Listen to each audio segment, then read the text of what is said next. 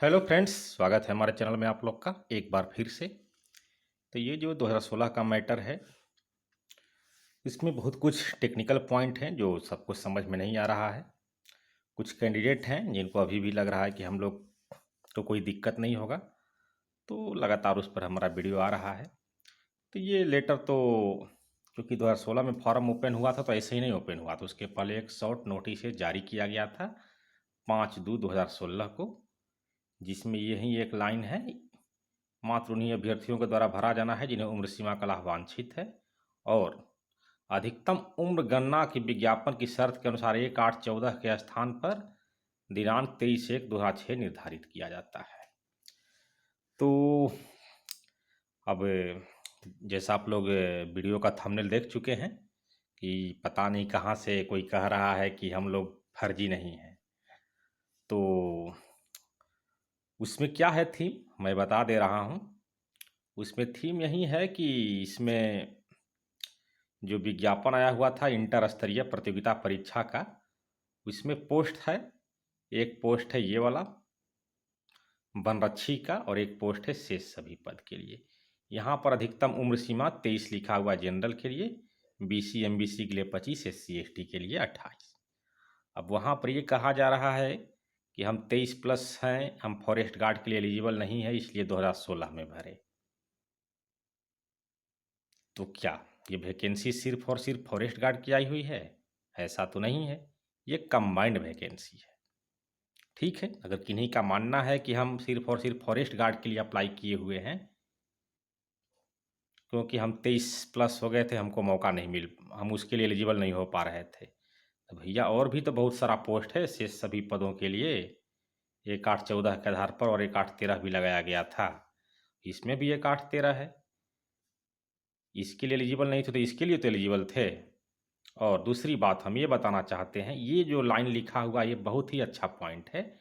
उपर्युक्त सभी रिक्तियां औपबंधिक के जो घट बढ़ सकती है प्रारंभिक परीक्षा के परीक्षाफल के प्रकाशन के पूर्व, ये कभी भी घट बढ़ सकता है।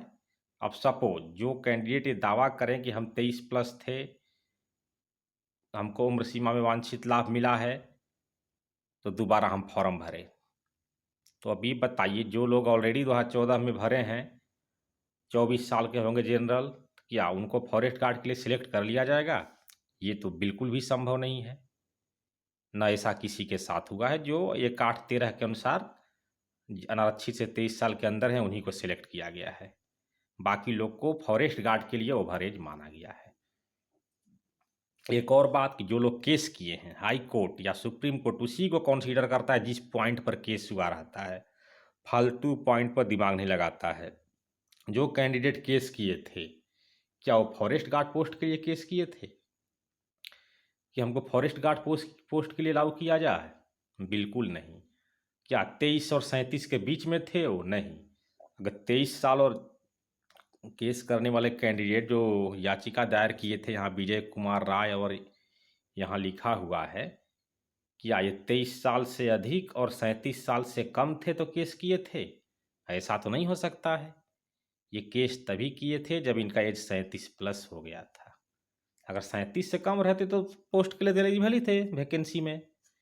और ये पोस्ट कंबाइंड पोस्ट आया है, संयुक्त रूप से पोस्ट आया है। इसका विज्ञापन का नाम ही है इंटर स्तरीय संयुक्त प्रारंभिक प्रतियोगिता परीक्षा। BPSC का भी संयुक्त पोस्ट आता है, सबका क्वालिफिकेशन अलग होता है, क्राइटेरिया अलग होता है। अब DSP का पोस्ट आता है BPSC में, उसमें तो हाइट वगैरह सब चाहिए। तो ऐसा नहीं था कि कोई आदमी खाली DSP के लिए ही भरेगा, उसके लिए जितना एलिजिबिलिटी है सबको भरेगा।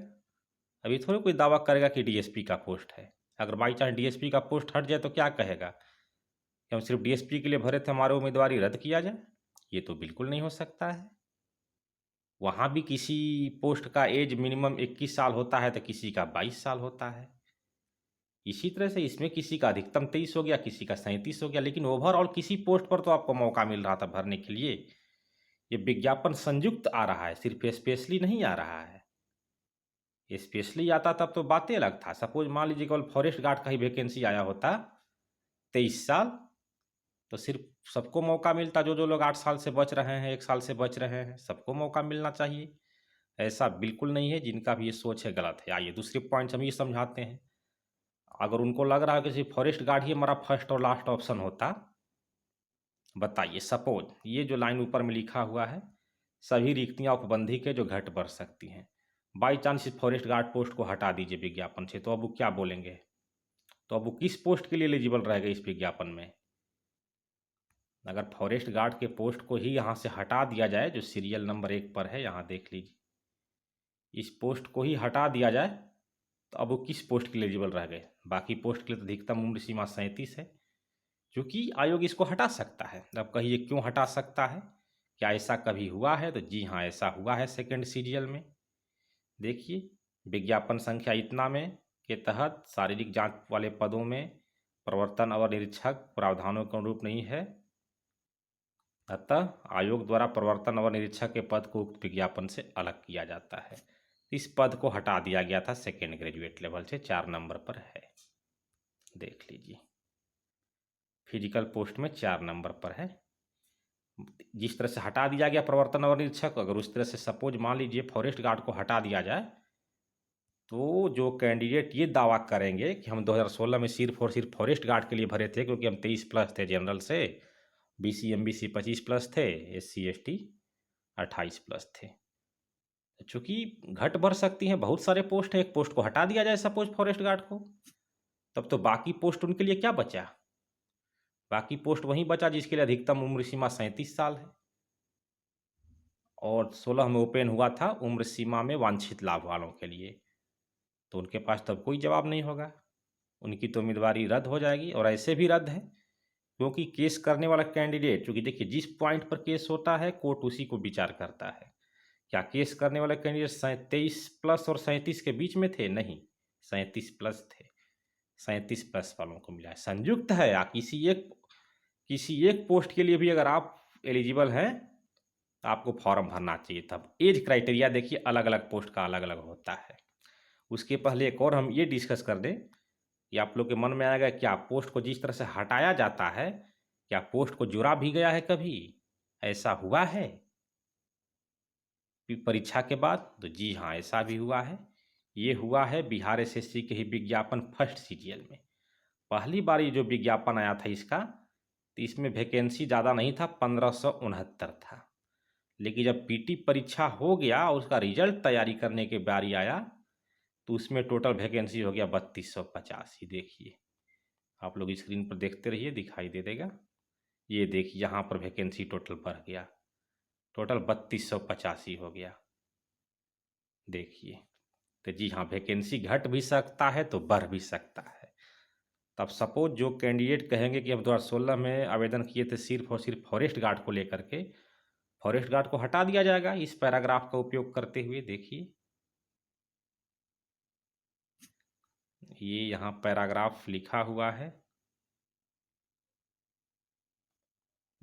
यहाँ पर लिखा हुआ है नीचे थोड़ा सा, हाँ, जो घट सकती हैं बढ़ सकती हैं, फॉरेस्ट गार्ड को हटा दिया जाए उसमें से, तो विज्ञापन का एक टुकड़ा हटा, उससे तो पूरा विज्ञापन तो नहीं हट जा रहा है। तो हट गया, तो बाकी पोस्ट में तो 37 प्लस एज है आपका, मैं अधिकतम निर्धारित, तो क्या जवाब रहेगा आपके पास? कोई जवाब नहीं रहेगा आपके पास। तो इसलिए किसी भी एक पोस्ट के लिए आप एलिजिबल हैं, जैसे BPSC में DSP का अलग पोस्ट आता है, उसमें हाइट मांगा जाता है, चेस्ट मांगा जाता है, तो ऐसा क्या है कि सिर्फ उसी के लिए कोई अप्लाई करता है? अलग अलग अप्लाई करता है। अब आ जाइए एज क्राइटेरिया पर, तो सेकेंड सीरियल में भी एक पोस्ट था जिसके लिए, कुछ पोस्ट के लिए अलग एज क्राइटेरिया था, जैसे पुलिस अवर निरीक्षक एवं परिचारी के लिए 20 साल था, बाकी के लिए 21 साल था। तो एज क्राइटेरिया से मतलब नहीं है, उसी तरह से BPSC में भी होता है। तो समझ लीजिए, ओवरऑल आप लोग भ्रम की स्थिति में न रहें। ये जो लाइन लिखा हुआ है, तो मात्र उन्हीं अभ्यर्थियों के द्वारा भरा जाना जो उम्र सीमा का लाभ वांछित है, और ये किसी याचिका से निकल करके आया है। विजय कुमार राय एवं अन्य 5-6 गो पेटिशनर थे, ये लोग सभी लोग 37 प्लस थे। 37 के अंदर रहते तो लोग को तो मौका मिल ही जाता, 1 महीना भी कम रहते तब भी मौका मिल जाता। 37 प्लस थे और उनका मांग था कि हम लोग विज्ञापन में एज क्राइटेरिया हम लोग का फुलफिल नहीं है, हम लोग को मौका दिया जाए। 3 लोग को मौका मिला है, और जो लोग 23 प्लस वाले सोच रहे हैं कि हम लोग बच जाएंगे, कभी नहीं। तो सपोज जो जेन्युइन कैंडिडेट 14 में भरे हैं, उनका 1, 8, 13 के आधार पर 24 साल है, तो उनको तो फॉरेस्ट गार्ड में इंक्लूड हो जाना चाहिए, क्योंकि 8 साल का जब रिलैक्सेशन मिल रहा है। तो ऐसा हुआ है? बिल्कुल नहीं हुआ है। इसीलिए वे लोग बाहर होंगे, और बाहर कब होंगे? काउंसलिंग में ही होंगे, इसमें कोई शक नहीं। अभी हमारा आप लोग चैनल में जाकर प्लेलिस्ट है BSSC फर्जी कैंडिडेट, तो वहाँ जा कर के आप लोग देखिए, सारा डिटेल बताए हुए हैं, हर एक तरह का वीडियो है धांसू। तो उम्मीद है आप लोग समझ गए होंगे कि जो हम समझाना चाह रहे थे, कि जो लोग हवा उड़ा रहे हैं कि हम लोग फर्जी नहीं हैं, बिल्कुल फर्जी हैं। आपको आवेदन ही नहीं करना था। अगर आपको लग रहा है कि हम सिर्फ और सिर्फ एक पोस्ट के लिए आवेदन किए हैं, अगर वो पोस्ट को हटा दिया जाए इस लाइन का यूज करके, जैसा सेकेंड सीरियल में हटाया गया और फर्स्ट सीरियल में बढ़ाया गया, ठीक है, एक पोस्ट और बढ़ा दिया जाएगा, तो उस पोस्ट का तो ऑफर आपको मिलेगा। उसी तरह से कोई भी एक पोस्ट का अगर आप क्राइटेरिया फुलफिल कर रहे हैं मूल विज्ञापन में, तो आपको आवेदन उसी समय भरना चाहिए था। दूसरी बार में सिर्फ और सिर्फ उन्हीं के लिए खुला था जो केस किए थे। तो केस करने वाले कैंडिडेट 37 प्लस वाले थे, और जिस पर केस होता है, जिस पॉइंट पर या जिस बिंदु पर, उसी को कंसीडर करके जजमेंट आता है। ये जजमेंट 37 प्लस वालों का के लिए आया है। निश्चित है कि आप लोग समझ गए होंगे, जिनका ही प्रॉब्लम था, नहीं तो ये प्रॉब्लम बहुत लोग के मन में है। तो ऐसा भ्रम की स्थिति में नहीं रहना है। जो लोग 14 में भरने के योग्य थे किसी भी एक पोस्ट के लिए, तो उनको उसी समय भरना चाहिए था। दूसरी बार वाला सिर्फ और सिर्फ 37 प्लस वालों के लिए खुला है जनरल में। उसी तरह से कैटेगरी में BC MBC 40, SC ST 42, female general और BC MBC 40 और फीमेल SC ST 42 के लिए खुला, 42 प्लस के लिए खुला हुआ था, उसके नीचे वालों के लिए नहीं। क्यों ऐसा हुआ, क्या हुआ, आप लोग इस वीडियो में देखें, समझे। अगर अभी भी कोई डाउट है तो आप लोग कमेंट कीजिएगा, अलग से उसका जवाब दिया जाएगा। क्योंकि एक बात और मैं बता देना चाहता हूँ कि ये जो पोस्ट है, जैसे इसी में पोस्ट था एक सेकेंड सीरियल में, इसी के साथ आया होता, अलग अलग पोस्ट का अलग अलग क्राइटेरिया था। ऐसा नहीं ना कोई एक पोस्ट के लिए एलिजिबल है, सिर्फ एक पोस्ट के लिए भी एलिजिबल हो, चाहे 5 पोस्ट के लिए एलिजिबल हो। फार्म तो संयुक्त रूप से आया है, अगर आप एलिजिबल हैं तो उसी में भरिए। तो यही बात रहा कि जो भी 18 से 37 के दायरे में थे, 1/8/2013 के अकॉर्डिंग, 1/8/14 के अकॉर्डिंग 18 साल, और 1/8/13 के अकॉर्डिंग अधिकतम 37 साल से कम थे, तो वे उन 14 में ही फार्म भर सकते थे, 16 में नहीं।